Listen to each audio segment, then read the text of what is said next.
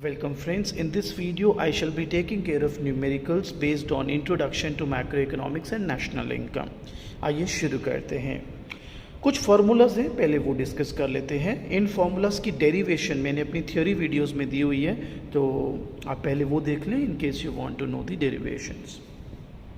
Private saving, well, it stands for Y plus NFP plus TR plus interest minus T minus C. Y here stands for GDP. NFP is net factor payment from abroad. It is same as net factor income from abroad, no difference. TR is transfer receipts. Suppose government transfer payments देती है लोगों को, वो है ये interest. Minded ये वाला interest सिर्फ इंटरेस्ट ऑन पब्लिक डेट है, ये आपको ध्यान रखना होगा। Minus T that's taxes and C is consumption. Government saving T minus T R minus interest minus G. अब प्राइवेट सेविंग, गवर्नमेंट सेविंग को पब्लिक सेविंग भी कहते हैं और बजट सरप्लस भी कहते हैं। सो नेशनल सेविंग है इन दोनों का summation, private saving plus public savings. So private saving हमने ऊपर देखा, पब्लिक सेविंग हमने यहाँ देखा, दोनों को सम किया and we are left with this which is Y plus N F P minus C minus G. पर न्यूमेरिकली आप जब सॉल्व करेंगे तो ये आइडेंटिटी उतना काम नहीं आती, इसका एक और वर्जन है वो काम आता है ज़्यादा। तो आइए डिस्कस कर लेते हैं। नेशनल सेविंग को हमने एस बोला, तो वाई है GDP, GDP is equal to C plus I plus G plus N X, rest is same. Now C से सी कैंसिल, जी से G cancel, we are left with I plus N X plus N F P, और N X plus N F P को हम बोलते हैं current account balance. So S is equal to I plus C ए।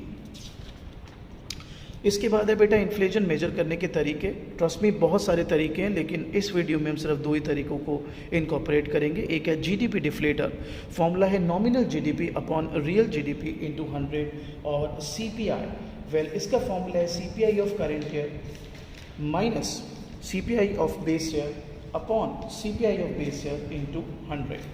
अब मेरा बच्चा अगर किसी को इसकी डेरिवेशन समझनी है सीपीआई की, तो आप मेरा थ्योरी वीडियो देख लीजिए या मेरे नोट्स पढ़ लीजिए, उसमें से आपको दिख जाएगा। अगर जीडीपी डिफ्लेटर के बारे में हम कुछ और बात करें, जैसे फॉर्मूला सभी को पता है यूजुअली, ज़्यादा से ज़्यादा हम बच्चों से पूछेंगे कि कुछ और बताओ जीडीपी डिफ्लेटर के बारे में, तो people will come up and say okay sir it is also known as price index, that's cool. But आपको ये समझना पड़ेगा आप इसको किस हेडिंग में पढ़ रहे हो, मेजर्स ऑफ इन्फ्लेशन, तो आपको ये समझना पड़ेगा कि इससे इन्फ्लेशन कैसे मेजर कर सकते हैं हम। तो आइए एक एग्जांपल से सिखाते हैं आपको। Suppose we have 2020 as base year and 2021 as current year. These are the price, these are the output. हम एज्यूम कर रहे हैं एक ही गुड बना रही है economy, and this again is the price of 2021 and this is the output of 2021। अगर 2021 में नॉमिनल जीडीपी निकालूंगा, उसी ईयर का प्राइस, उसी ईयर का output, and this is what I have. अगर 2021 में रियल जीडीपी निकालूंगा, I will take price of base year and output of this year and I have this. ठीक है, तो बच्चा कहता है हाँ तो what is the big deal. आप तो कह रहे थे कि जीडीपी डिफ्लेटर जो है, जिसका फॉर्मूला है nominal GDP upon real GDP into 100, ये इन्फ्लेशन बताता है, वो तो आपने बताया नहीं। Patience. Nominal GDP 4000, put that, real GDP 2000, put that, क्या आ रहा है 2 इंटू 100 करना चाहो परसेंटेज के लिए कर सकते हो, मैं नहीं कर रहा 2। हाँ सर, तो अच्छा मैंने क्या कहा था, ये किसके लिए यूज़ होता है सर, इन्फ्लेशन मेजर करने के लिए। ये क्या आ रहा है 2। हाँ तो सर इन्फ्लेशन का कहाँ से मेजरमेंट हो रहा है, आप बताइए। 2020 यानी बेस ईयर में क्या प्राइस था सर 10, अब क्या है सर 20, प्राइस डबल हुआ है। हाँ, प्राइस मतलब इन्फ्लेशन, हाँ तो डबल तो हुई, समझ गए। तो इन्फ्लेशन मेजर करने का तरीका है। आइए आगे बढ़ते हैं। इंटरेस्ट रेट, 3 टाइप के इंटरेस्ट रेट है। पहले nominal, it is the rate at which nominal value of an asset increases over a time, it is shown as small I. Suppose मैंने बैंक में एफडी किया 1 लाख रुपीज़ का, bank promises me to pay 8% interest on that, that's nominal interest rate. Real interest rate, it is the difference between nominal rate and inflation. In other words, it is the rate at which the real value or the purchasing power of the asset increases over time. Symbolically, R is equal to I minus pi. तो मैंने जो 1 लाख का FD किया था bank में, bank ने बोला था सपोज 8% इंटरेस्ट देंगे सपोज, तो that's nominal rate of interest. अब सपोज 1 साल के बाद मिलेगा ना, तो मुझे उस 1 साल में 6% की इन्फ्लेशन आ गई, तो मेरे को जो एक्चुअल फ़ायदा हुआ बेटा वो 2% हुआ, that's real rate of interest. Expected real interest rate, minded, ये सबसे ज़्यादा इंपॉर्टेंट होती है, सबसे ज़्यादा इंपॉर्टेंट यही है, क्योंकि इसी के बेसिस पर an individual will decide whether he wants to invest और नॉट। फॉर एग्जांपल, आप गए बैंक में एफडी कराने, एफडी बैंक ने बोला 8% नॉमिनल इंटरेस्ट देंगे। अगर आपकी एक्सपेक्टेशन है कि इकोनॉमी में इन्फ्लेशन 10% रहेगी, तो आप नहीं करोगे एफडी में इन्वेस्ट। अगर आपकी एक्सपेक्टेड इन्फ्लेशन 8% से कम है, then only you are going to invest. So it is the most important inflation type of interest rate rather, जो कि है एक्सपेक्टेड रियल इंटरेस्ट रेट, क्योंकि इसी के बेसिस पर आप डिसाइड करते हो whether you want to invest in a particular project और नॉट। ठीक है बेटा, चलिए आप कुछ क्वेश्चंस बनाते हैं। तो हमने कोशिश किया हर तरीके के क्वेश्चन यहाँ पे आपके लिए बनाए, आप इसको अच्छे से तैयार करें तो आपके एंट्रेंस पेपर्स के लिए भी काफ़ी अच्छा फ़ायदा रहेगा आपको। Monica grows coconuts and catches fish. Last year she harvested 1500 coconuts and caught 600 fish. She values one fish equal to 3 coconuts. She gave 300 coconuts and 100 fish to her helper John. Monica set aside 200 fish to help with next year harvest. In terms of fish, what is her income? तो जो इसमें से की points हैं वो निकाल लेता हूँ, which is 1 fish is equal to 3 coconuts as per Monica. So can we से कि 3 कोकोनट का value is equal to 1 fish? Yes, और हमें उसकी इनकम निकालनी है in terms of fish. Cool, अब शुरुआत पकड़ते हैं। 1500 coconut 600 fish, so she had 1500 coconut 600 fish. तो we first convert these 1500 coconut in terms of fish and that becomes 500। Sir कैसे? Okay, 3 coconut is equal to 1 fish, yeah. 6 coconut 2 fish, yeah. 9 coconuts 3 fish, yeah. 12 coconuts 4 fish, yeah. 15 coconuts 5 fish, yeah. 1500 coconuts, sir 500 fish. Cool? और उसके पास already 600 fish थी ही, तो दोनों को add करें and her income in terms of fish is 1100। But sir उसने तो 200 set aside कर दिए, बट सर उसने तो सर्टेन जॉन को दे दिए। वेल, वो अपने इनकम को आग लगाए, आपको उससे क्या मतलब? उसने कैसे उसको बांटना है, दैट्स हर चॉइस ना, who are we to dictate that. So her income in terms of fish is 1100। आगे चलते हैं दोस्तों, question number 2। In 2020, private saving was 1590, investment was 1945 and current account balance minus 489।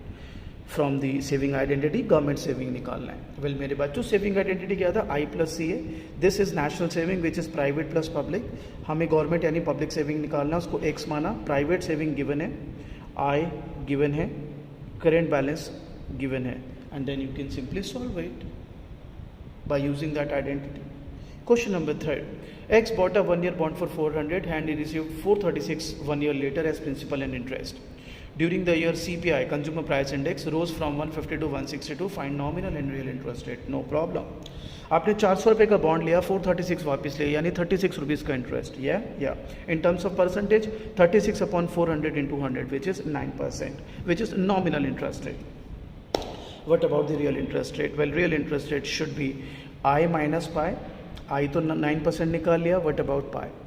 Well मेरा बच्चा, pi we use this term for inflation rate. अब बताओ, CPI 150 से 162 कितना बड़ा है? Sir 12 upon previous into 100, that's inflation.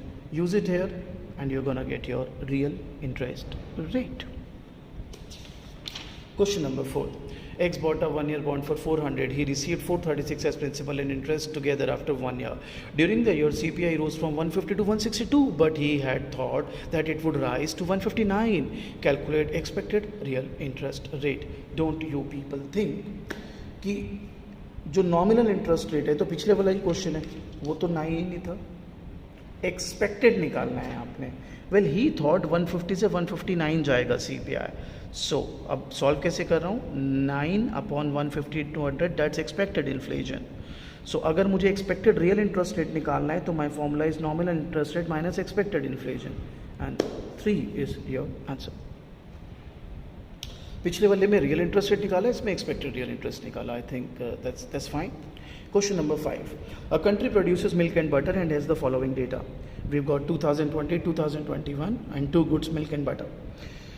Well, we are asked to calculate nominal GDP, real GDP growth rate and GDP deflator growth rate. Not a problem. 2020 nominal GDP, kill it. 2 into 500, 1 into 2000, 3000. 2021 nominal GDP, 3 into 900, 2 into 3000, 8700.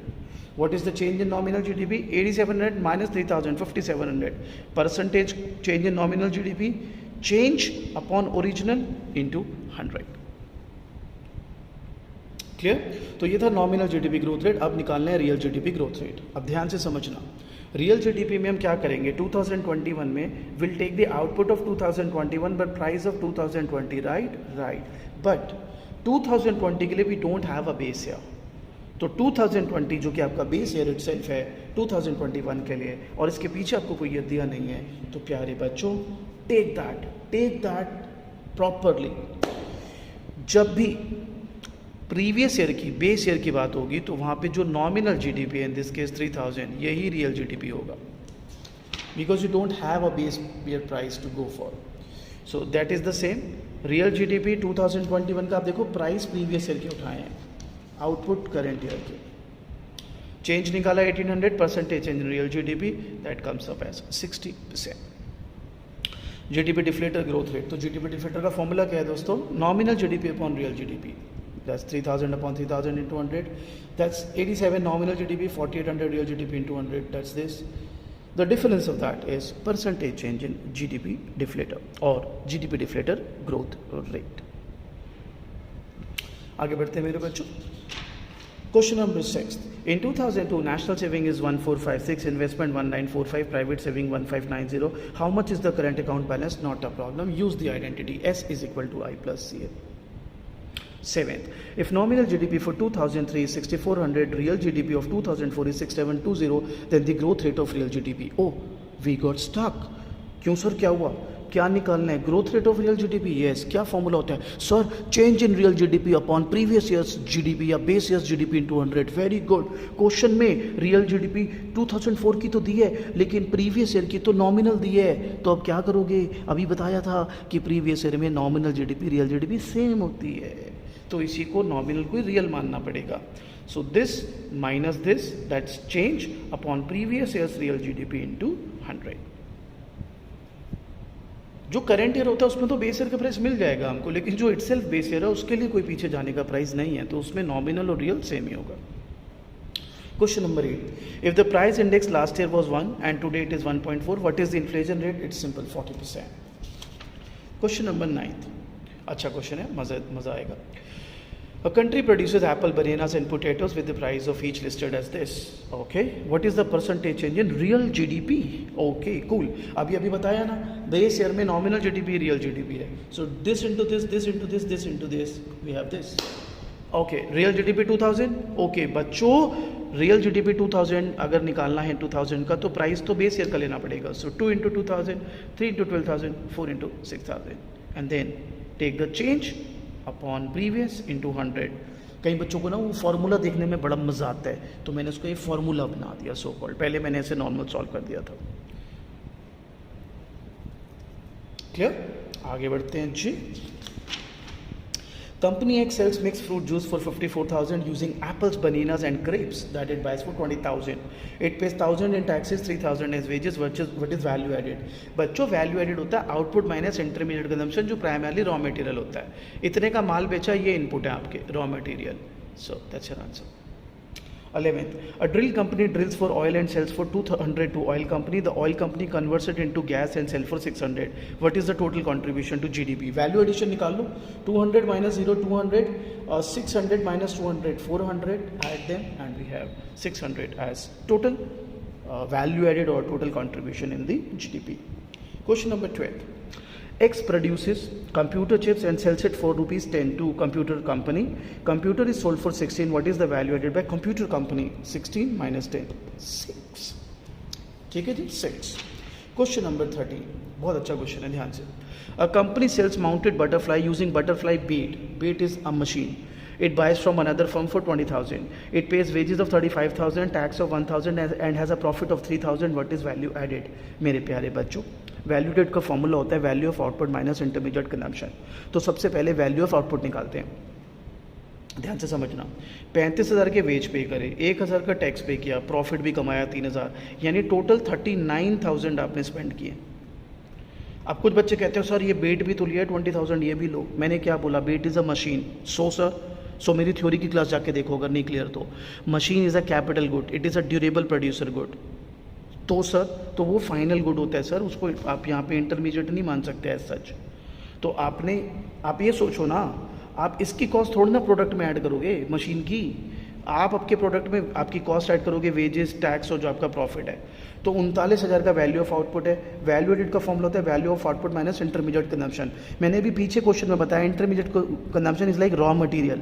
I don't seem to have a raw material here कि sir ये बेट है तो सही। अरे भैया raw material होता है single use producer good, intermediate good. आपने मशीन लिया, machine is the final good, ये इंटरमीडिएट गुड नहीं है। सो इसलिए value of output minus intermediate consumption which is 0, we have value added as 39,000। Okay, convert nominal GDP into real GDP. GDP at current price दिया हुआ है और current year price index दिया हुआ है। बेटा price index is GDP deflator. तो GDP deflator का फॉर्मूला क्या था sir? Nominal upon real into 100।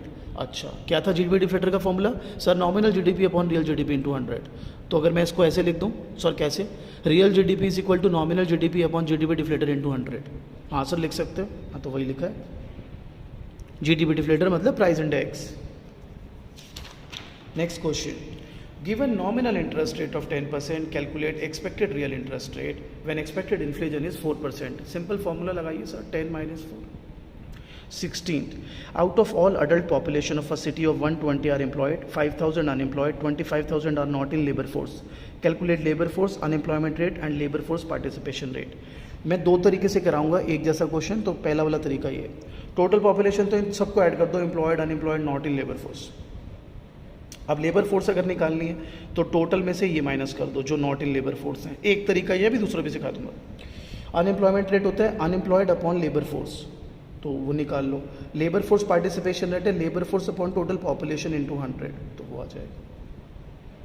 ठीक है, देखो थोड़ा फास्ट में चल रहा हूँ क्योंकि बहुत सारे क्वेश्चन है ना और जल्दी निपटाने हैं, वीडियो थोड़ा शॉर्ट रखना होता है, तो इसलिए ये हो गए 16 क्वेश्चन। आगे बढ़ते हैं अब। तो guys question number 17, Hyundai has set up a car manufacturing unit at Greater Noida with investment of 1,000 crores.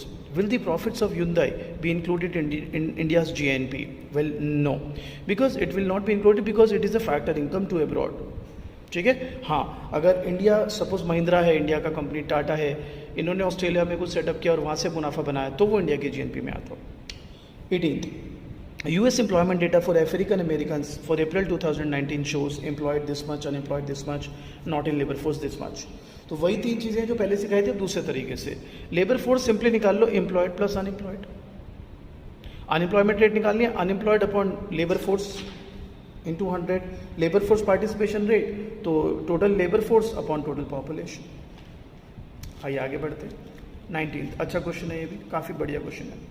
If GDP deflator rises from 100 to 107 in year 2 and 115 in year 3, what will be the inflation rate between year 1 and 2 and year 2 and 3? If the nominal interest rate is 9% during the 3 years, तो real interest rate निकालना है between 1 and 2 and 2 and 3. So inflation, वही जो formula भी पहले बताया, change upon original into 100, change upon original into 100।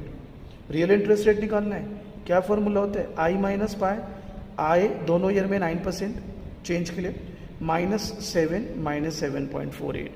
So this should give you real interest rate for, or rather between year 1 and 2 and year 2 and 3. Question number 20. Mr. A is planning to buy a bond which is priced at rupees 200. He would receive 220 at the end of 1 year as principal plus interest. He is expecting inflation to be around 12%. Should you buy or should you advise him to buy the bond?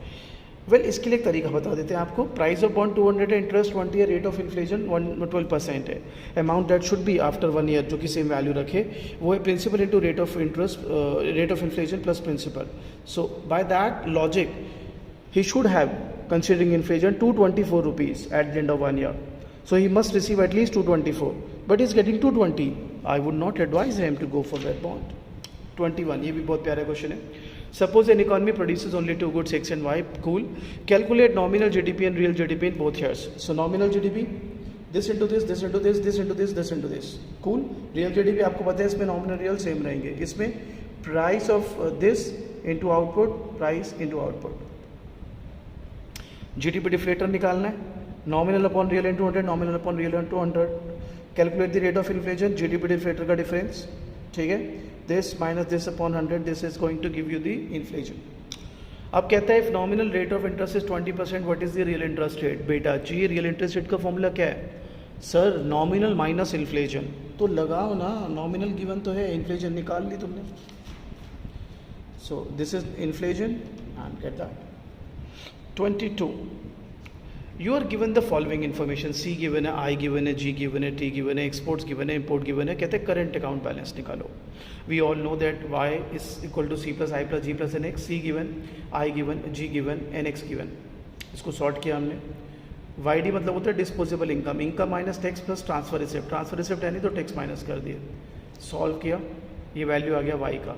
फिर import की value निकाल ली. Current account होता है exports minus import, and then you can solve that. Simple identity use कर लीजिए. Y is equal to C plus I plus G plus NX. 23rd great question. Consider two economies A and B. Inflation एक में है 0, एक में 8%. In both the countries, real interest rate 4%. Tax rate on interest is 25%. Compare and comment on after tax real interest rate. Okay. Inflation यानी पाई 0.8. Real interest rate दोनों में 4. तो nominal क्या हो जाएगा? सर रियल का फॉर्मूला होता है I माइनस पाई, तो I हो जाएगा R प्लस पाई. वही हुआ 4 प्लस 0. देख लो आराम से. 4 प्लस 8. ठीक है. याद रखें टैक्स हमेशा नॉमिनल वैल्यू पे लगता है. तो 25% टैक्स लगाया. 4 का 25% 1, 12 का 25% 3. तो अब टैक्स लगने के बाद आपका नॉमिनल इंटरेस्ट रेट क्या रह गया? 4 minus 1 3, 12 minus 3 9. Yes sir. Real interest rate का formula sir I minus inflation. After tax nominal कितना है सर? 3. इन्फ्लेशन 0. 3 9 माइनस 8 1. खूबसूरत क्वेश्चन. लगाओ दिमाग लगाओ. फास्ट इसलिए भी कराता हूँ, कल को इंटरेस्ट आपको देना है. आपका दिमाग यूँ चलना चाहिए तेज. क्लियर है? अब इसके बाद मैं ना बेसिक नेशनल इनकम के जो फार्मूलाज हैं वो भी आपके साथ शेयर कर देता हूँ और क्वेश्चंस शेयर कर देता हूँ. वो बिल्कुल ही बेसिक है, मतलब आइडेंटिटी लगा के फिट करने, तो उसमें कुछ समझाने का इतना है नहीं. फिर भी अगर कोई डाउट रह जाता है, आपको कहीं पे भी प्रॉब्लम आती है, तो ये मुझ गरीब का नंबर है, आप आराम से व्हाट्सएप कर सकते हैं. कोई भी डाउट हो, I will be there to help you. Best of luck.